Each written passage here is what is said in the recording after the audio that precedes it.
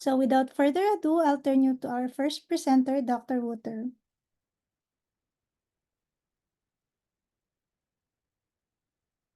Yes, hello. Good morning or good afternoon, depending on where you are. So this is a webinar including 5 presentations, and I will present each presenter before they start. First, I will give an introduction to the project that is presented today, the FENIQS-EU project, and the project concerned the application of quality standards in substance use prevention, treatment and harm reduction in the European Union. But we think some findings of our study are also relevant for people all over the world. The background of this study was actually that we see that there is a lot of focus on evidence-informed practices and also guidelines and quality standards, and all other tools have been developed. But despite of all of the evidence available, these practices and also guidelines are actually only applied to a limited extent. Quality standards can be a good tool to bridge the gap between, on the one hand, the available evidence, and on the other hand, the practice and how things are performed on day-to-day basis. Before I explain a little bit more about quality standards and what we mean exactly, I want to stress that there have been several initiatives to launch quality standards at an international level, and certainly also at national and even regional level. But there is a lot of variation inside countries, but also between countries. We see a lot of variation, especially, for instance, in Europe, where you have like 27 countries, also applying different standards, which is, of course, not ideal. And what we also see that between prevention, harm reduction, and treatment, there are also considerable variations. So what are quality standards exactly? Well, it should be differentiated from guidelines. Quality standards should be regarded as generally accepted principles, kind of rules for the best or most appropriate way to implement an intervention. So while guidelines give very concrete steering to how we should implement, for instance, methadone substitution treatment in practice, quality standards are more general and refer to some of the process elements, to some of the more structural elements of treatment, like your inclusion criteria, ethical principles, staffing composition, etc. These quality standards should also be regarded as there is minimal quality standards that should be attended by all services, and then ideal standards, which are a bit higher level and which could include standards that not every service, not every agency can meet. It should also be clearly differentiated from, for instance, quality assurance, which refers to a whole system of monitoring, actually, and organizing ways to improve quality and outcomes of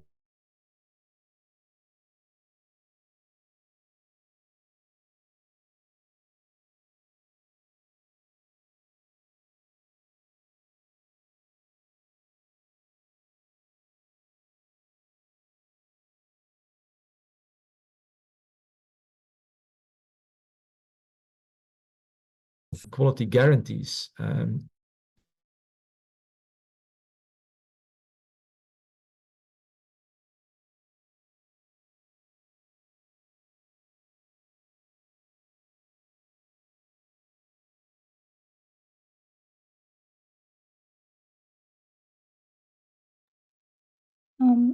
Dr. Wouter,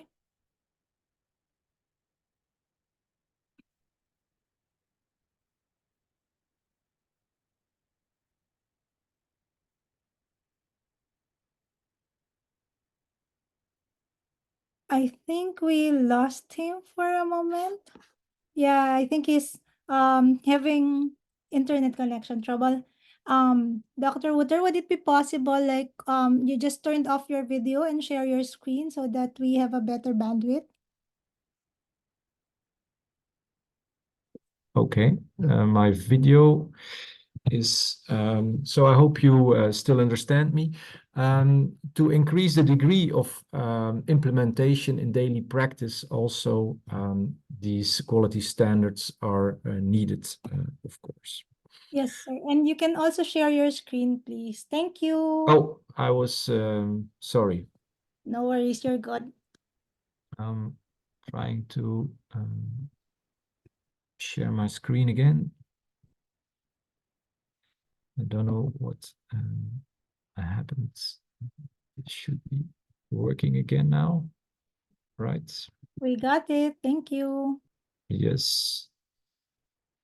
Okay, good.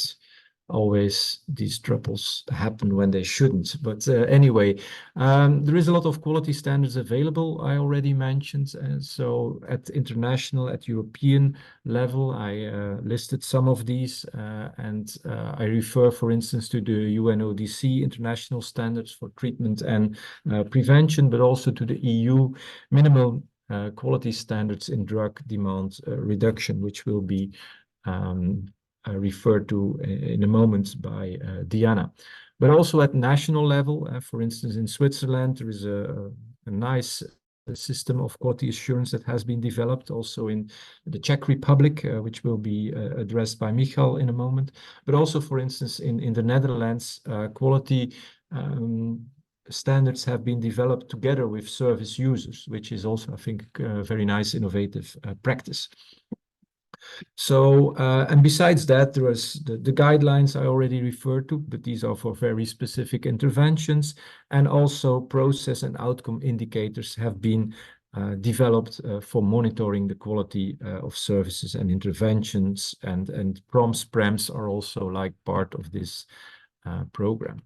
But yeah, the FENIQS-EU project was like developed because despite all these available quality standards, they are not widely applied. And the challenge is then, how can we arrange that standards are better implemented and applied in daily practice?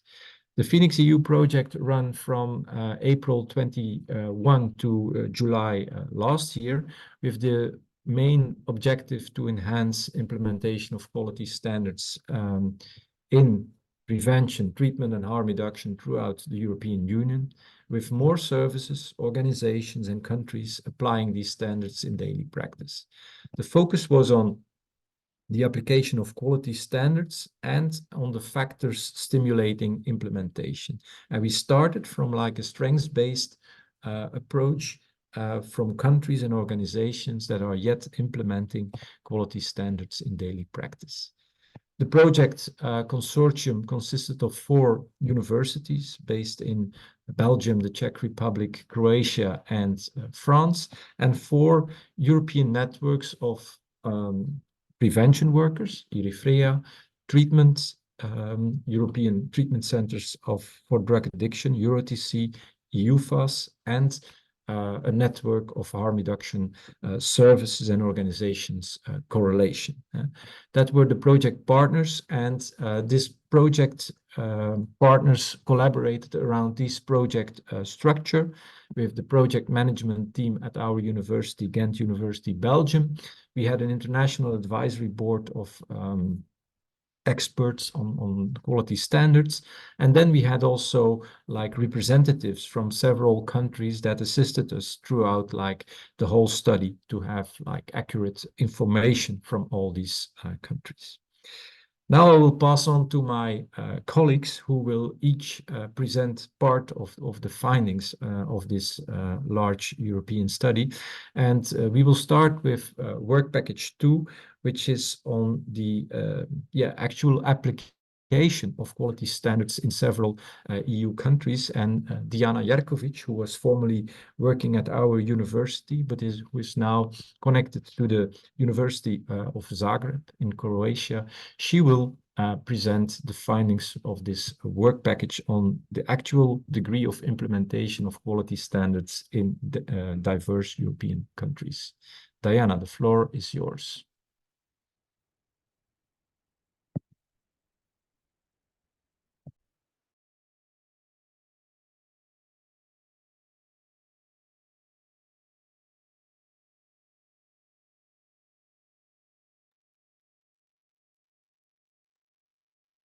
Thank you, Wouter. Hello, everyone. It is my pleasure to participate in this webinar. So today, like Wouter said, I will present survey on the implementation of quality standards across EU and drug demand reduction areas. So this part of the FENIQS-EU project was conducted in cooperation of the Faculty of Education and Rehabilitation Sciences, University of Zagreb, and the Department of Special Needs Education at Ghent University. And the focus of this first step was actually to assess quality standards application in various European countries and across different areas.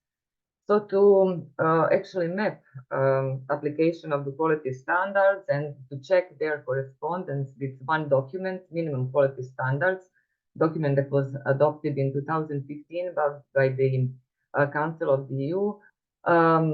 We conducted online research and also follow-up interviews. So this was practically first step in our project, and it was done in the second half of the 2021. So we focused on various standards. We asked our participants about the implementation of the minimum quality standards and some of the most commonly adopted standards, such as European Drug Prevention Quality Standards, International Standards on Drug Use Prevention, International Standards on the implementation in the treatment, also standards and goals of therapeutic communities, as well as some other mostly national standards. So in order to collect the data, we had 3 versions of the online questionnaire. So for each area, a special questionnaire. And we focus on the implementation level of international and national standards, as well as on barriers, needs, and challenges in implementing quality standards. So in order to accomplish the aim of this work package, we included key informants who actually had information about the implementation of quality standards, and these were people identified by the European Monitoring Center for Drugs and Drug Addiction, RATEX network, international advisory board members, project partners, because like Wouter said, we had 4 pan-European networks that managed to actually disseminate information about the project and the survey and to assist us to identify key stakeholders. So we used snowball methods, and in the end we had 29 questionnaires completed from 28 countries. We didn't want to collect many questionnaires, but we targeted key stakeholders, people who actually had information about the implementation. So here you can see that, for instance, in the area of prevention, we collected 35 questionnaires, 31 in the area of harm reduction, and 25 in treatment social reintegration. Sometimes we didn't have a full or good overview about the implementation in specific countries, so we conducted also follow-up interviews. You can see that there was geographical diversity across areas, and we included like 26 key stakeholders in the interviews to gain better insight into the level of the quality standards implementation. If you look at the prevention area, you can see that most countries actually reported about the implementation of the EDPQS, these are the European Drug Prevention Quality Standards, followed by the minimum quality standards. In the area of treatment and social reintegration, we received information that standards and goals of therapeutic communities, as well as other, mostly national quality standards have been implemented in majority of countries. And in the area of harm reduction, you can see that most countries, the highest numbers of countries reported minimum quality standards implementation. But in comparison with other two areas, you can see that in harm reduction area, maybe quality standards are implemented to a lesser extent. We also asked about the reasons for the actual degree of the quality standards implementation, and key stakeholders informed us that some professional as well as political reasons are relevant for the actual degree of the implementation. For instance, maybe there is no political will to support implementation of standards, or maybe there are not enough competencies, or people are overloaded with other work, so maybe this is one additional work task for them, etc. So we also were interested to see needs in quality standards implementation. For instance, what can actually enhance the implementation, and some respondents said that quality standards are not mandatory. If they were mandatory, maybe that would probably enhance their implementation. But for that as well, different kind of resources are needed, not only financial, but administrative, etc., as well as support from decision makers, politicians, but also international organizations. And as a relevant factor, also continuous evaluation and monitoring were also identified. Some of the barriers and challenges related to the implementation is firstly lack of funding, also unrecognized importance of evaluation, and maybe related competencies, as well as fragmentation and inertness of the system. This has particularly been a problem maybe in the harm reduction area, or it is just my impression that, for instance, all these three areas are maybe fragmented, not maybe connected to the extent that could enhance the implementation of quality standards. And also, as a supporting factors, materials and trainings are recognized, and also support and networking with key stakeholders, international organizations, etc. What we can actually conclude from this survey, for instance, we have several limitations. We managed to get insight into the implementation of quality standards and see what are some of the challenges related to its implementation. But it is important to mention that our informants were quite heterogeneous group.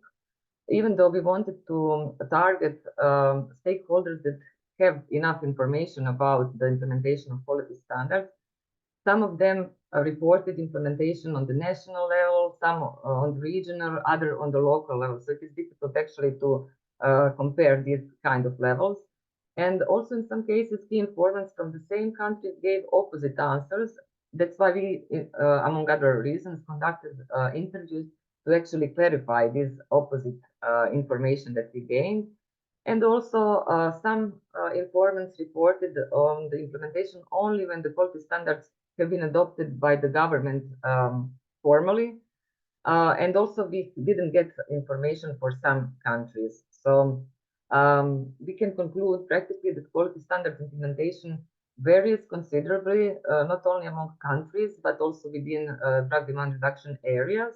In prevention area, maybe quality standards, it seems that they are implemented to a larger extent in comparison, for instance, with harm reduction area, as mostly recognized and implemented standards. You can see that EDPQS have been mentioned, while in the treatment and social reintegration, mostly standards and goals of therapeutic communities, as well as national quality standards have been implemented. So most often explanations for the actual degree of the implementation are professional as well as political and financial reasons. But I believe that during this webinar, you will see that all this information and focusing on the implementation needs and challenges can practically improve the quality standard implementation. And later, my colleague Ida will probably inform you more about that. Thank you very much for your attention. Thank you, Dijana. I saw that in the chat. In the meantime, someone asked whether the UK was included. The UK was indeed included, especially because we wrote the project proposal before Brexit, and so during the project, the UK better dropped out of the EU, but not from the project. So.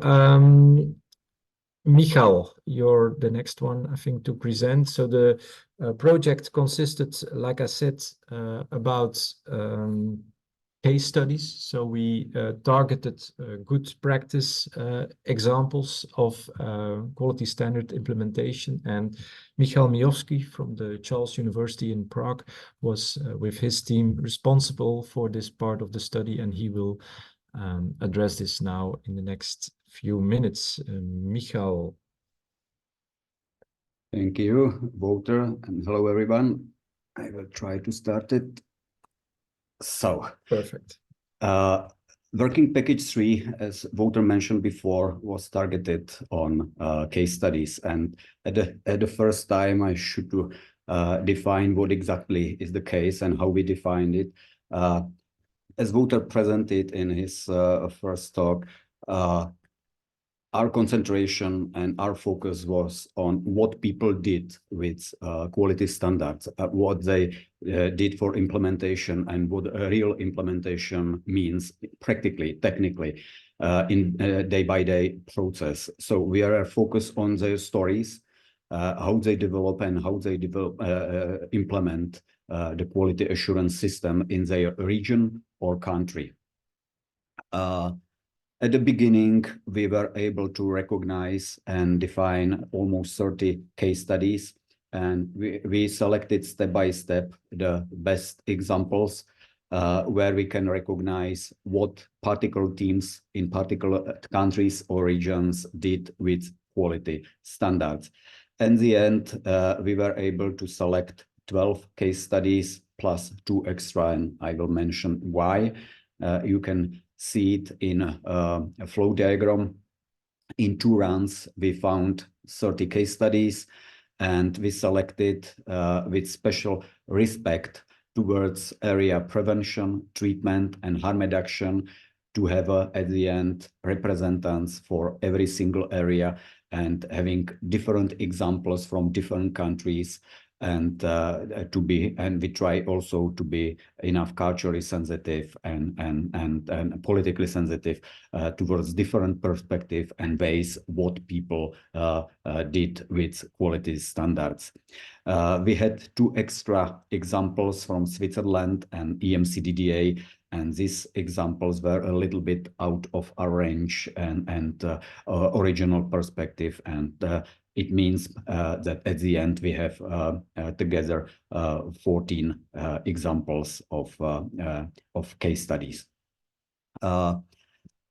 We can recognize many different perspectives, and as Wouter and Dijana mentioned in their presentations, and we can speak about quality of methods or tools, quality of services and delivery context, quality of workforce.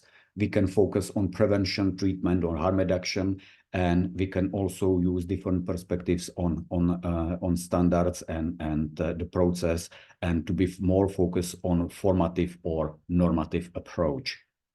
So, for the special issue of journal Addictology, we selected 14 cases and invited 12 of them, and we received 8 positive responses plus 1 project description. It practically means that this special issue covers 8 case studies as a papers, and you can download it. I will mention it later where exactly. So some examples were from different areas. The first paper was focused on the general frame of our project, and it's about Dijana presentation, and we describe what we did step by step in the project. We collected case studies from harm reduction area. This is the description. As I mentioned before, this is harm reduction example from the Czech Republic. This is example from Cyprus, where we can find example how it's possible to combine prevention and treatment services in one framework. Very similar perspective is also from Flanders. Another case study is focused on drug prevention, and it's Croatian case study. This is a Spanish project and example mixing with behavior addictions. And I selected for today's presentation the paper what we published about school prevention in risky behavior in Czech Republic. And the reason is because this example has a 25 years long story behind it, and it practically means that this implementation is older than first original standards, and Czech team has developed at the beginning their own quality standards, and they didn't adapt it international standards at the beginning because they had their own, and they had to adapt international standards into this already existing context and already existing quality standards. Czech original system has 4 fundamental pillars: quality standards for providers and methods for prevention interventions. The second pillar is National Monitoring Center, what is process evaluation day by day provided for schools. The third pillar is about 4-level qualification standard for workforce, what practically means that this is one of the first competency module for workforce in prevention. And there is also the special set of ethical rules and standards linked to ethical committee. So not all these components were already implemented in 100%. It practically means that for the first component, the quality standards for providers and interventions, it was fully implemented, and we already have this existing process step by step provided every day.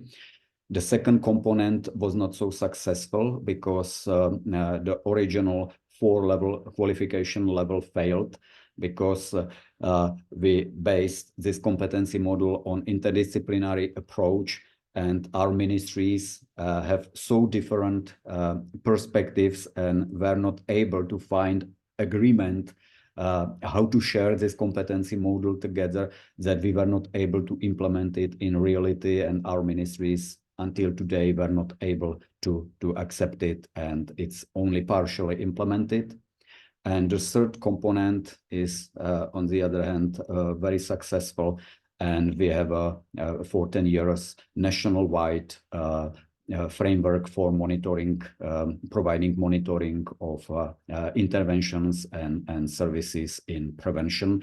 And today, more than 50%, exactly it's 2,600 schools are participating on this monitoring system and providing data about interventions, what they deliver and how, and if it's delivered by internal prevention professionals or outsiders from NGOs and other organizations.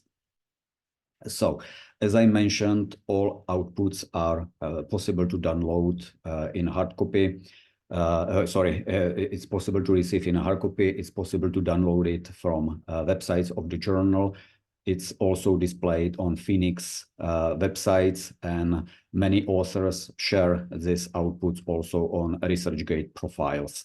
So this today webinars is another example how we try to make it more accessible and available for people in our field. So thanks so much for your attention, and I will be also participating on our today discussion.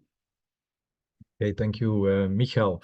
The nice thing of this webinar is that we do not only have people who are only like start working in the morning. We have people, I think, who already finished working at the other side of the world, and we are almost midway. But we also have people like me in very cold rainy and gray places, and Refaela is in Brazil, so I assume it's very hot and nice there. So Refaela, please, can you join us and share your part of the presentation? Refaela is working for the European Harm Reduction Network for Correlation, and they were responsible for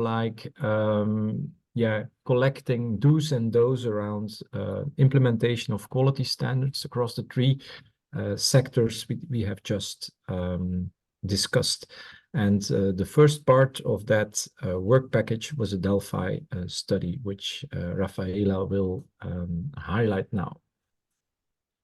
Thank you, Wouter. And indeed, it's sunny here, so I'm enjoying my last days of sun before heading back to cold Europe.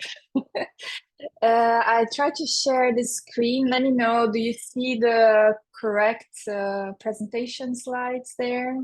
Refaela, No? switch it, please. Yes. It's in presenter mode. Yeah, now it's okay. And now, okay. Yeah, okay. So as it was mentioned previously by Wouter and by other colleagues, so as part of the FENIQS project, we ran a Delphi study among experts to identify what were the key factors for a successful implementation of quality standards in drug demand reduction. As it was mentioned already by my colleagues, there are already a few guidelines Wouter mentioned around quality standards in the drug demand reduction field, but they are not always well known and by those responsible for implementing quality standards on the ground. And also experts who are implementing quality standards in their practice, they have a good perception of what is actually working rather than only what is being recommended in the guidance. So they have this lived experience of implementing quality standards and knowing what actually leads to successful implementation of quality standards. So by running this Delphi study among quality standard experts, we wanted to obtain more information on key and transferable lessons to achieve successful quality standards implementation. So the study, it was conducted between May and September 2022, and it had 3 rounds. So the first round was organized as a live event where participants brainstormed factors that influence successful quality standards implementation. It was the same meeting where it was also discussed the case studies that Michal just presented. And then the second and third rounds were conducted online via SurveyMonkey tool. With the difference that in the second round, the participants had a more active role in proposing new statements or rephrasing statements. And in the third round, they could rate statements. So to get more into detail about the methodology, in the face-to-face meeting, so we had a panel of experts. And this panel of experts, it was a personal invitation. So they were selected based on their professional experience in quality standards and recognition from their peers, also as being experts in the area. And if the expert could not participate, they were asked to recommend a person with similar qualifications. So of the 80 experts invited, 37 agreed and were able to partake in the study and in the first meeting. And we try to have a balance between experts of the 3 areas of drug demand reduction, so prevention, treatment, and harm reduction, to assure also that if people would see things in a different way, that this could be reflected in the study. And the method was basically a brainstorming and focused discussion. So it looked a bit like this. So the first step was brainstorming. So participants in this meeting got a post-it to complete sentences in flip charts. And the sentences were related to a successful implementation of quality standards depends on, quality standards implementation can be challenged by, and the most common features regarding quality standards implementation among the different cases that were discussed. So the cases that Michal presented are. And the idea was just to brainstorm, really get people started in thinking about what are the key ideas for quality standards implementation. and to allow for identification of differences among these areas. So we also gave each area had a different color of post-it, so we could see if people, for instance, from harm reduction would mention different things that people from treatment or from prevention. Then after having all these things mapped, we went for focused discussions in small groups where people were then divided by their respective areas. And in these groups, they discussed similar questions than they had brainstormed, but it was more like a long discussion to get more in-depth. So whether the main facilitators for quality standard implementation, the main barriers, and what tools can be used to overcome these barriers. And notes were taken in flip charts. And then finally, the third part, we had the 3 groups rotating through different flip charts, and then they were ranking the 5 from all the things that had been listed by previous groups. They were ranking the most relevant factors for quality standards implementation per area. And we had, as a result, like from this 41 statements, and we did a content analysis of all so we had post-its like the ones you're seeing in the picture, and we did a content analysis for what was discussed, and we came up with factors, several categories that were around factors such as communication, collaboration, having support structures, having sustainable funding, having political support, and education of people about what quality standards are and how to implement them. So the categories can be seen here. So in terms of collaboration, there was all the areas talked about meaningful involvement or community or in other actors. So not only, for instance, service users, but people implementing quality standards at different levels.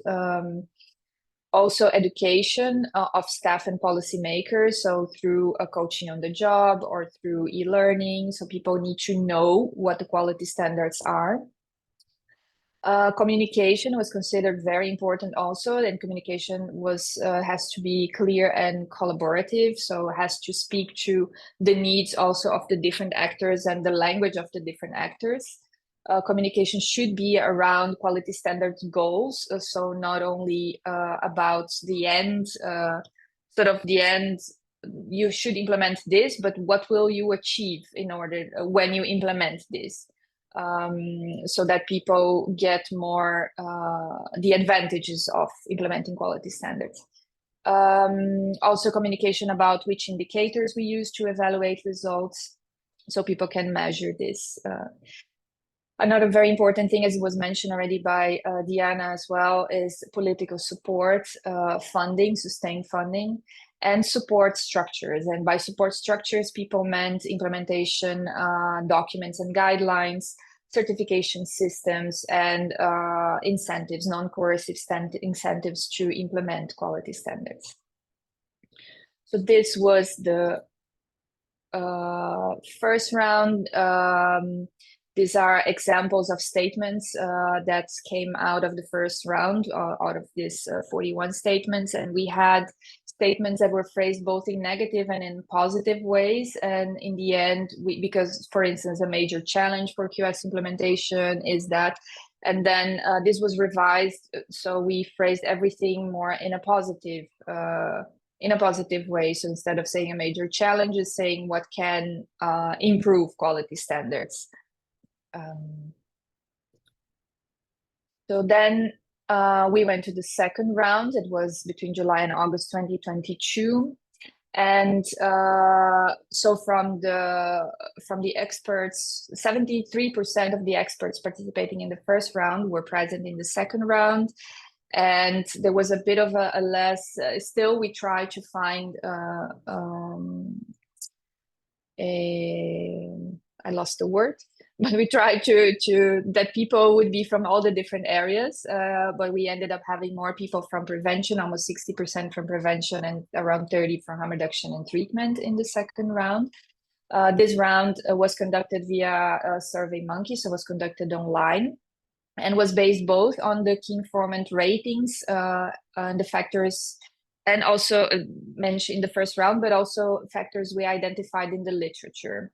So from these 41 statements, people could state if they agreed, disagreed, or partially agreed. And when they partially agreed, they could propose to rephrase the statement. And then what we did is that when there was more than 80% or equal to 80% agreement, the statement was maintained. When there was 15% or more disagreements, statement was deleted, and in between statements were rephrased. These are just some examples of new proposed statements and rephrased statements. I won't get into that because of time. And then we had the third round where we then maintained basically the same people, the same experts in the second round were also in the third.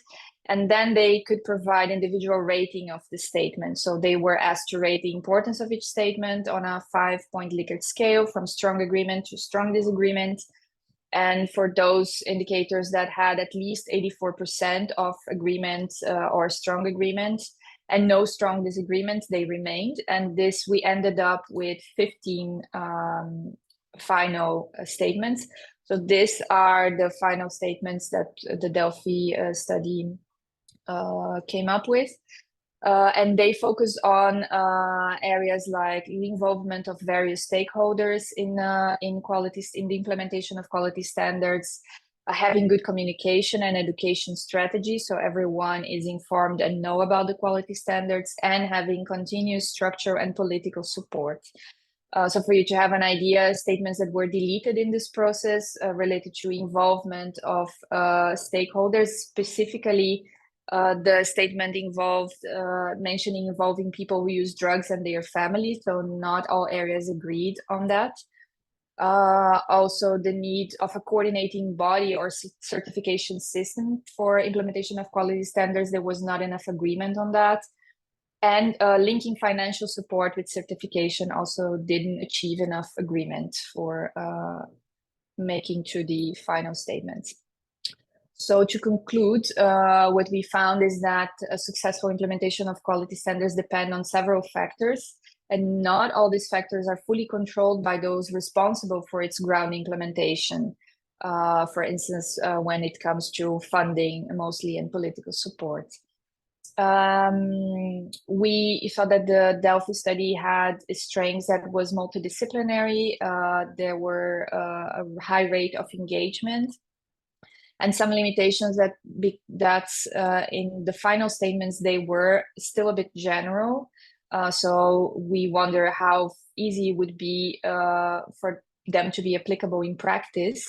And also we try to see into differences between areas, and we couldn't find it. So the question remains whether it is because there's no real difference, or we would have to dig deeper into that, into the differences between prevention, treatment, and harm reduction areas in terms of quality standard, with the key successful points for implementing quality standards.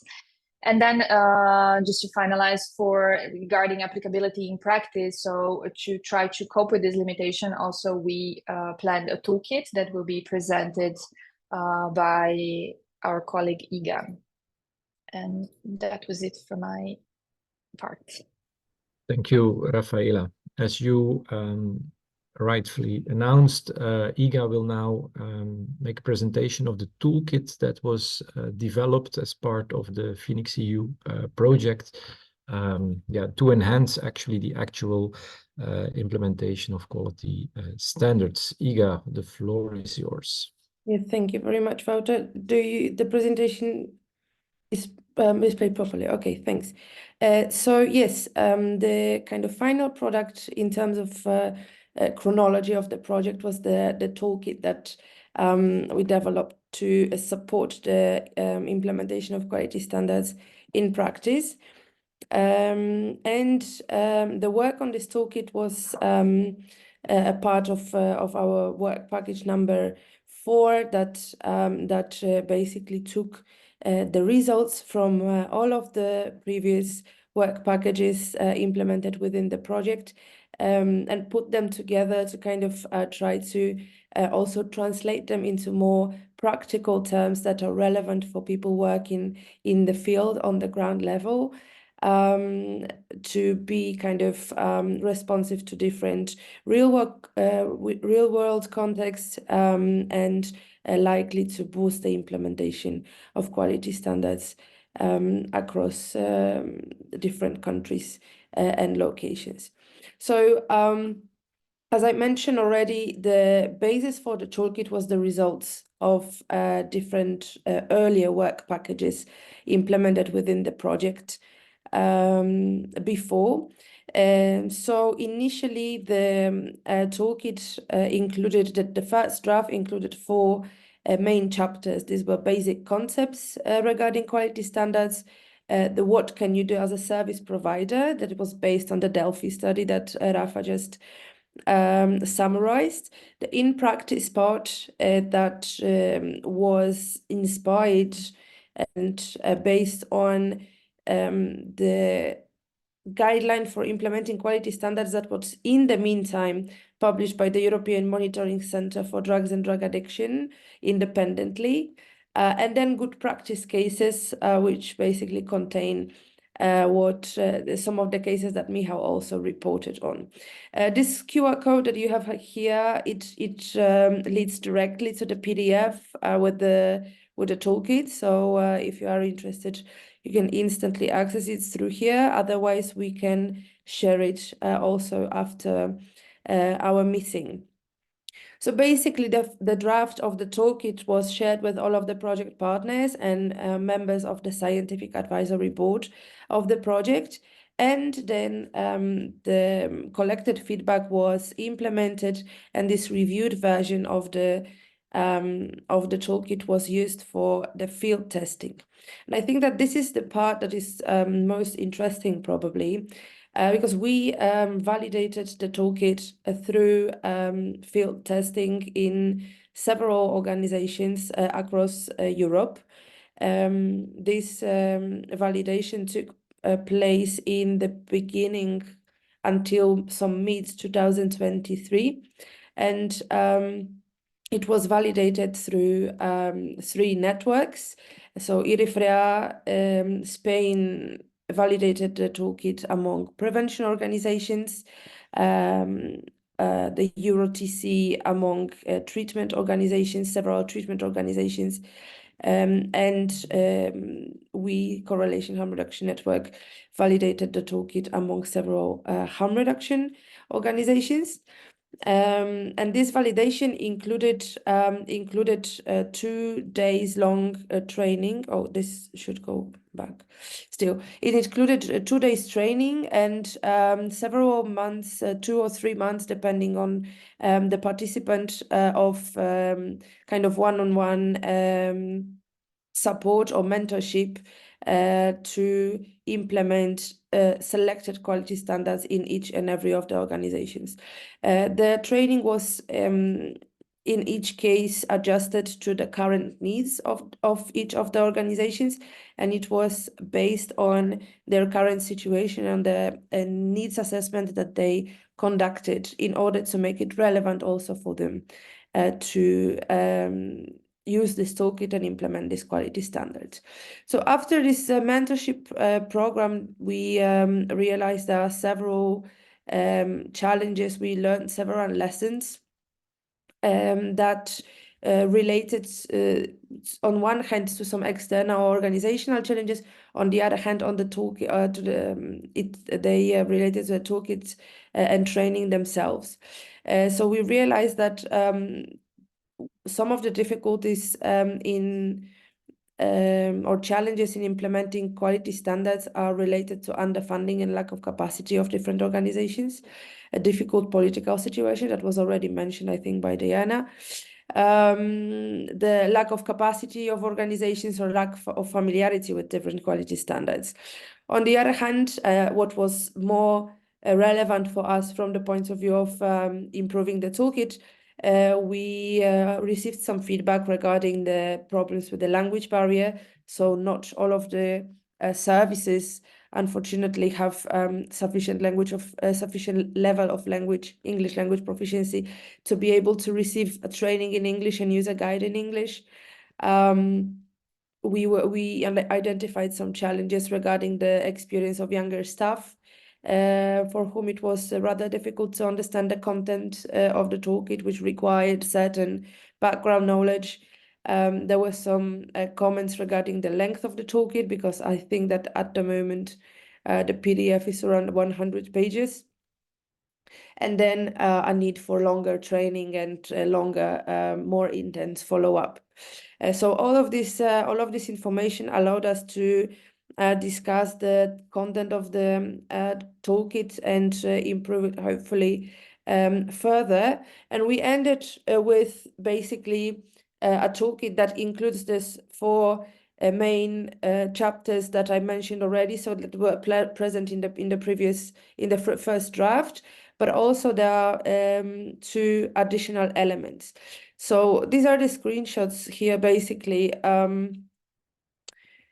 from the website. So the toolkit it has an online version that you can access on the FENIQS website. It has also a PDF version that you can download next to the materials to the training that was developed for implementing the quality standards. So we have this first basic concept part that includes the glossary on the concepts that you have listed here. Further, we have do's and don'ts with the categories that were already mentioned by Refaela, so collaboration, communication, support structure, education, and funding. And this is how it looks like. Basically, we have all this list of these statements that you can unfold, and then more specific kind of tips of what is there to be done at the organizational level or as a service provider are included. The next part in practice includes this 6 steps approach from the diagnosis of what is the problem until evaluation and preparation for the next cycle of implementing quality standards. Then we have a chapter on inspiring practice cases, examples from different countries that Michal already mentioned. And then this is additional element. We have implementation stories. So basically summaries of the process of the implementation and validation of the toolkit that was prepared by organizations who took part in the implementation of this toolkit.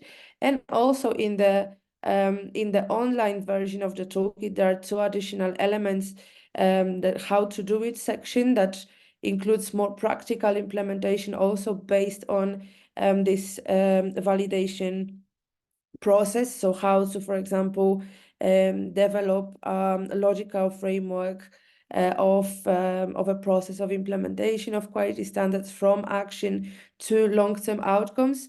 And we have also a checklist for self-assessment against selected quality standards. And this checklist is based on the European Drug Prevention Quality Standards Manual for Professionals from the European Monitoring Center for Drugs and Drug Addiction, but it was adapted to be kind of tailored also to or relevant for demand reduction and harm reduction fields as well.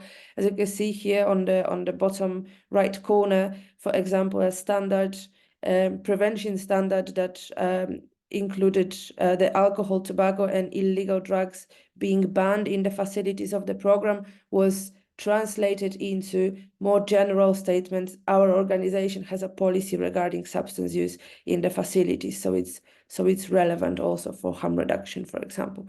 So this checklist includes the 4 cross-cutting, so-called cross-cutting areas from the EDPQS: sustainability and funding, communication, stakeholder involvement, staff development, and ethical considerations.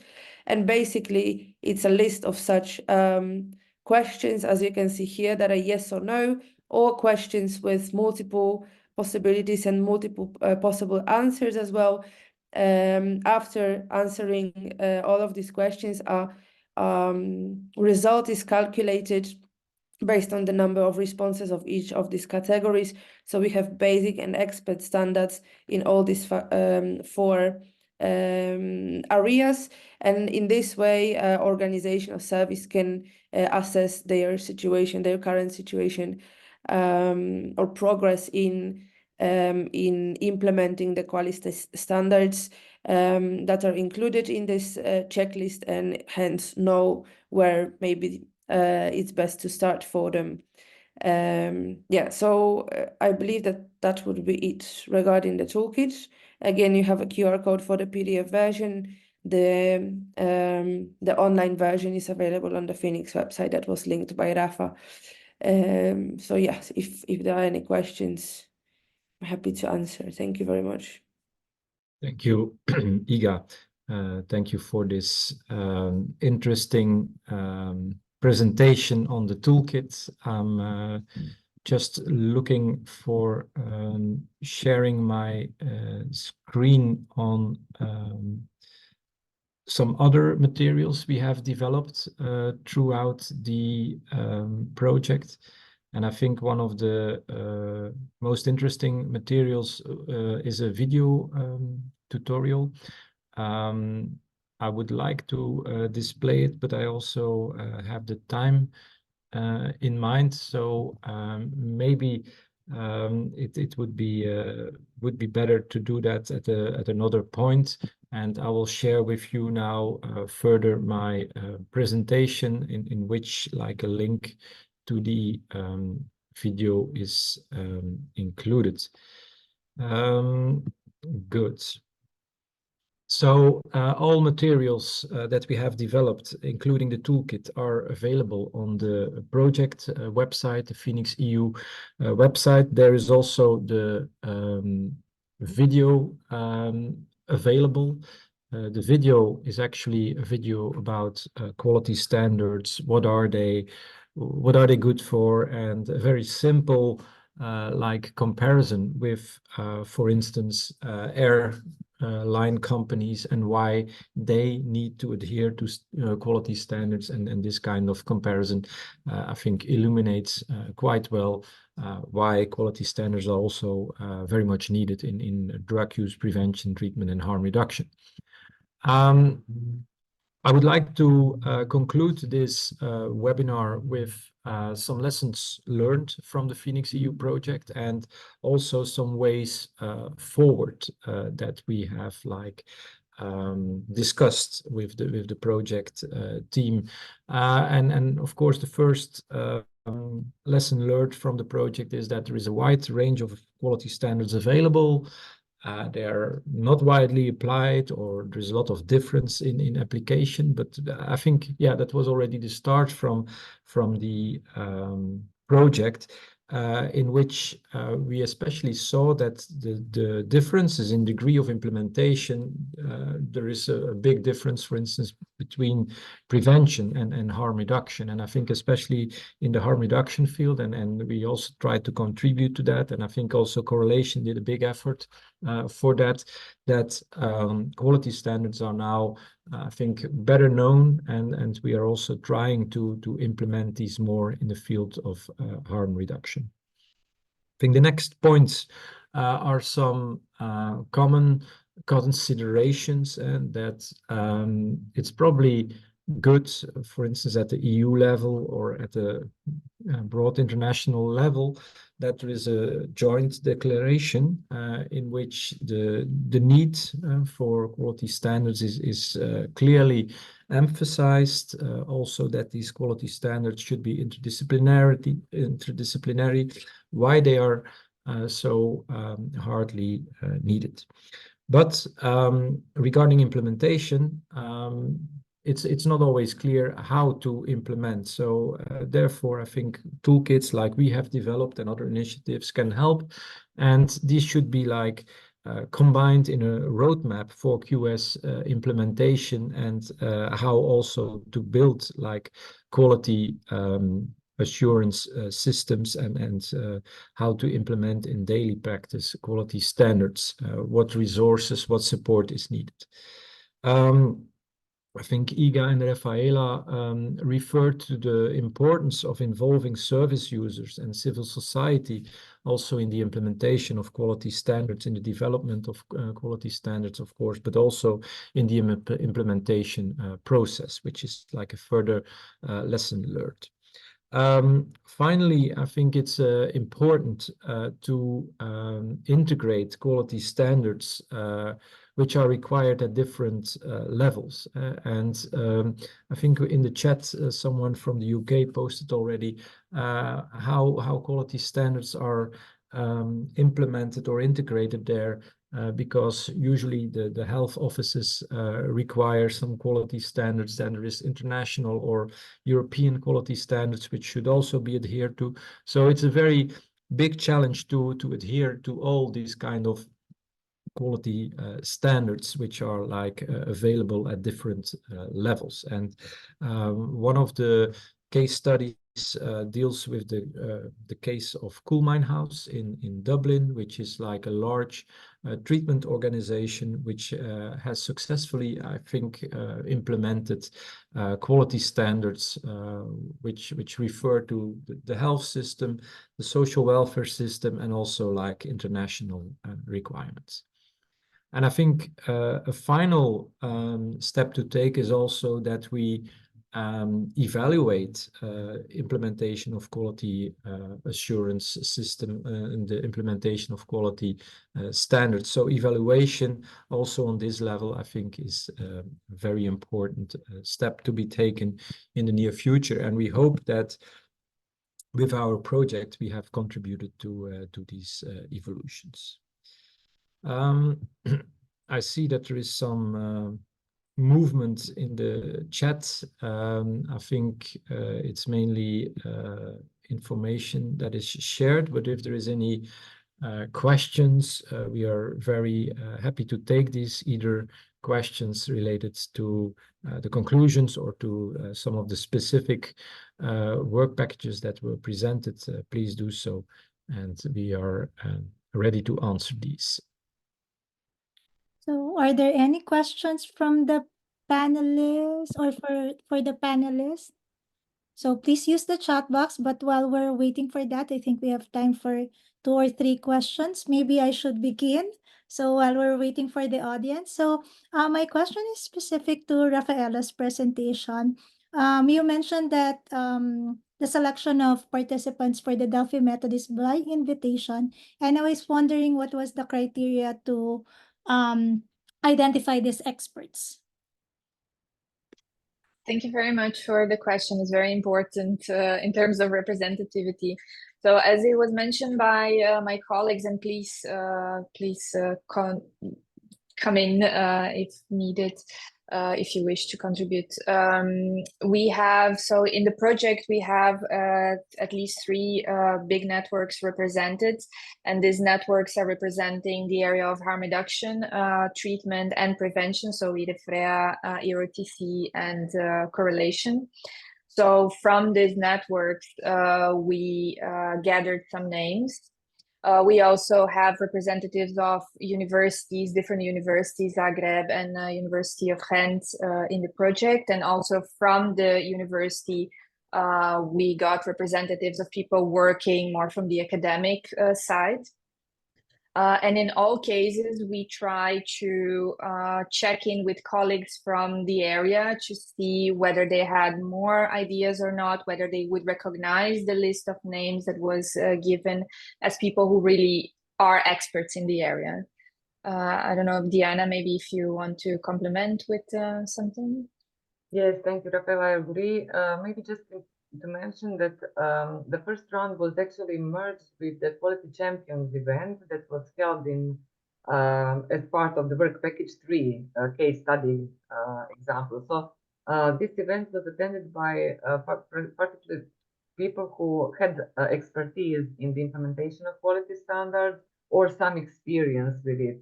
So some of them were also policymakers, but mostly people from the field, as you saw the structure of the people who participated in the study. Yes.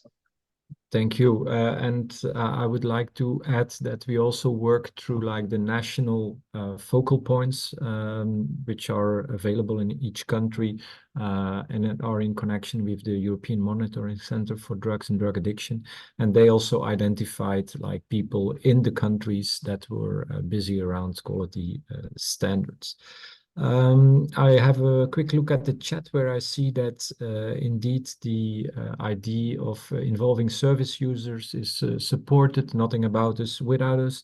And I think, yeah, that's a very important tendency. And I can say that this is like really brought into practice in the Netherlands, where they have now developed several quality standards in the mental health field and also in the field of addiction treatment, where they have included service users as informants for informants and also evaluators of the available quality standards.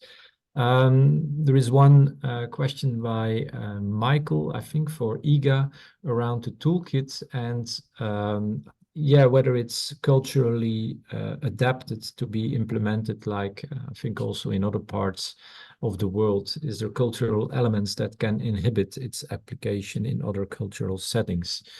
IGA. Yeah, frankly, I think that yes. I think for example, so there are a lot of attention in the toolkit and in the quality standards in general in our European context is put on participation and kind of collaborative effort and co-creation. So involvement of, as Wouter already mentioned, clients or patients, people affected, service users in service design, but also involvement of different levels of employees, but also volunteers and so on. So for example, I can imagine that in a context where the relationships are more hierarchical and less kind of focused on the participation, meaningful participation of different stakeholders, there can be some challenges in following the toolkit in the way as it is included, as it is described and summarized now. So this is the first thing that comes from the top of my head. I'm not sure that there is anything else that would be super significant. I think this more vertical versus more hierarchical structures in organizations and services is the main kind of difference that can be there, that would require some changes or adaptations in the usage of the toolkit. Okay, thank you. I think that's almost it. I think the most important is that, yeah, I think these quality standards and state of the art around it and implementation suggestions can be retrieved on the project website. And I think, Verna, you will also try to disseminate the materials presented today. Thank you. Yeah, so first of all, thank you to our esteemed panelists, Wouter, Dijana, Michal, Refaela, and Iga. In all honesty, I think the time is not sufficient. It's such a wealth of information, and maybe like just an idea, like ICU-DDR could probably host a panel like in one of our annual conferences for all of you to be able to present with sufficient time. This is such a very informative session. And thank you for sharing your expertise, and to everyone for attending our webinar. To know more about our upcoming events, please follow our Facebook page, ICU-DDR, or visit our website at www.icuddr.com. Again, we thank all the panelists and all of you for spending your time with us, and we hope to see you in our succeeding events. So thank you and have a good day, everyone.